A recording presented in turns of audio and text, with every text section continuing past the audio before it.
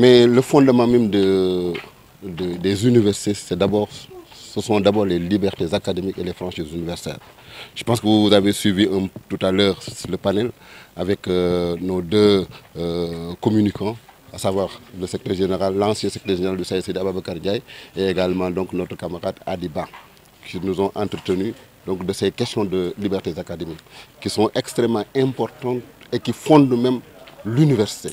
Parce que comme on l'a dit, vous le savez, l'université sans la recherche serait un gros lycée, mais l'universitaire également qui ne bénéficierait pas d'une liberté académique ne serait pas un véritable universitaire.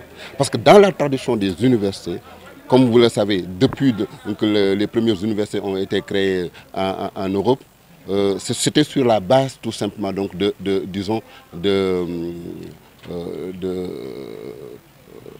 besoin donc de ces universités, donc d'exprimer une autre opinion que l'opinion qui était donc l'opinion la plus partagée dans le monde. Et c'est ça le fondement. Donc les libertés académiques fondent l'université en ce sens qu'elles nous permettent tout simplement d'entreprendre nos enseignements comme on le sent, mais suivant des normes qui sont tout simplement établies et qui sont jugées par nos propres pairs, mais également d'entreprendre donc des recherches pour le bénéfice tout simplement donc de la nation. Maintenant, ces recherches-là et également ces enseignements ne doivent pas être délivrés ni menés sous des contraintes. Et c'est en cela que la notion donc de liberté académique est extrêmement importante pour nous. Bien, disons qu'il y a un cadre légal.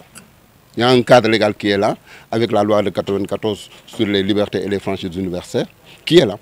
Mais nous avons également, depuis 2015, une nouvelle loi qui est donc la loi cadre, qui établit donc de nouvelles formes de gouvernance donc des universités.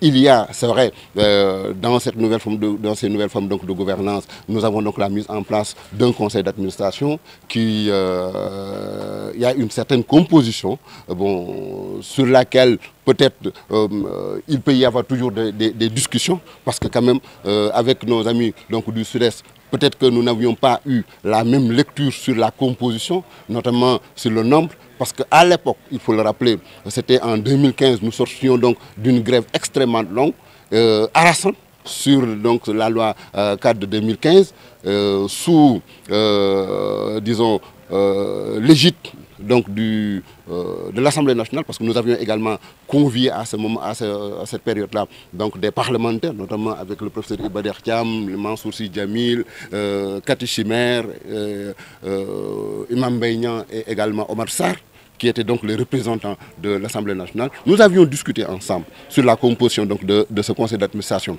Et la compréhension, à l'époque, c'était d'avoir un monde universitaire beaucoup plus important en comptant les personnels administratifs, techniques et de services et en comptant également donc, les étudiants. Ce qui nous ramenait à plus de 14 ou 15 je pense, représentants. Maintenant, après, il y a bien sûr donc, le représentant des parents d'étudiants, plus également donc, le monde socio-professionnel et autres. Maintenant, cette lecture, peut-être le Sud-Est n'a pas eu la même lecture que nous, mais de mon point de vue, ce sont des questions sur lesquelles, en tout cas, nous pouvons toujours trouver donc, des points de convergence, discuter ensemble et peut-être au besoin donc, porter ensemble donc, ce combat auprès donc, du gouvernement. Mais tout cela doit se faire donc, dans un cadre très, je veux dire, convivial. Voilà. Donc, je pense que pour le moment, au niveau donc, de notre pays, nous avons donc des problèmes de mise en œuvre donc, de la loi cadre en elle-même. Parce que le décret d'application qui doit permettre donc l'application de cette loi cadre, ce décret d'application depuis 2015 est en train de dormir dans les tiroirs donc, du gouvernement. Et ça, également, c'est un problème en termes donc, de libertés académiques, parce que tout simplement, nous avons une nouvelle forme donc, de gouvernance qui nous impose donc, une nouvelle forme donc, de voir et également donc, de s'organiser. Et cela également, il faut effectivement donc, le rappeler, est un blocage. Nous avons également d'autres éléments, parce que quand vous prenez donc, les textes de gouvernance des universités, il y a énormément donc, de choses à faire. Donc, notamment au niveau de l'université Cheikh Anta Diop de Dakar, où vous avez des institutions comme le CEA, comme l'EBAT, comme le CESTI, qui ont des problèmes de texte. Et ça également, ça enfreint cette notion donc, de libertés académiques que nous sommes en train de débattre aujourd'hui au niveau de ce panel-là. Avant de revenir sur le fondement des franchises universitaires, je m'en vais rappeler le processus qui nous a conduit à célébrer aujourd'hui le Sud-Est et le SAES Enseignement supérieur, une journée de mobilisation pour la défense des libertés académiques dans les universités. C'est que nous, Sud-Est et SAES, sommes membres fondateurs lors d'un atelier à Paris en juin dernier d'un réseau international de syndicats de l'enseignement supérieur pour la défense des universités publiques.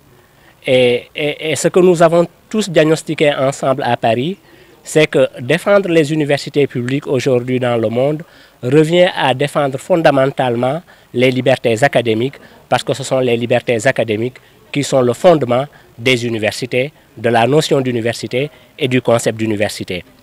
Et notre diagnostic nous a conduit à constater qu'il y a de sérieuses menaces, qu'il y a de sérieuses atteintes aux libertés académiques, non seulement au Sénégal, mais presque partout dans le monde. Les pouvoirs politiques essaient partout de mettre les universités au pas et les milieux d'affaires, donc le monde socio-économique également, tentent de mettre les universités à leur service, ce qui constitue une atteinte grave aux libertés académiques. Donc, ayant fait ce diagnostic-là, nous avons unanimement décidé qu'il s'agisse des syndicats français, des syndicats turcs, des syndicats espagnols, des syndicats du Portugal, des syndicats de Tunisie et des syndicats du Sénégal, nous avons tous unanimement décidé d'organiser une journée de mobilisation pour la défense des libertés académiques et de faire en sorte que cette journée-là ait lieu à la date anniversaire de l'illustre Cheikh Anta Diop, qui, si on résume, le combat a porté essentiellement sur la défense des libertés académiques. Les libertés académiques sont menacées parce que, en fait, ce qu'on demande aujourd'hui aux universités est quelque chose qui s'oppose à ce qui définit les libertés académiques. Les libertés académiques sont définies, 1, comme la liberté d'enseigner, 2, comme la liberté de recherche, 3, comme la liberté de publier et de diffuser les résultats de ces recherches. Donc il y a 4 composantes dans les libertés académiques. Liberté d'enseignement, liberté de recherche, liberté d'expression intramuros et liberté d'expression extramuros. Si aujourd'hui les pouvoirs politiques et les milieux des affaires, le monde socio-économique, tend à faire croire à l'opinion que les universités devraient plutôt orienter leurs enseignements et leurs recherches vers ce qui est perçu comme une utilité sociale immédiate, c'est une remise en cause des libertés académiques. Donc nous nous opposons à cela. Nous avons célébré cette journée-là pour cela, pour rappeler que notre mission fondamentale n'est pas d'obéir à des impératifs de rentabilité immédiate. Notre mission fondamentale est de faire et d'enseigner en toute liberté. Notre mission fondamentale est de mener de la recherche fondamentale sans préjuger a priori du résultat. C'est le résultat qui découlera de la recherche qui s'imposera dans son utilité pratique.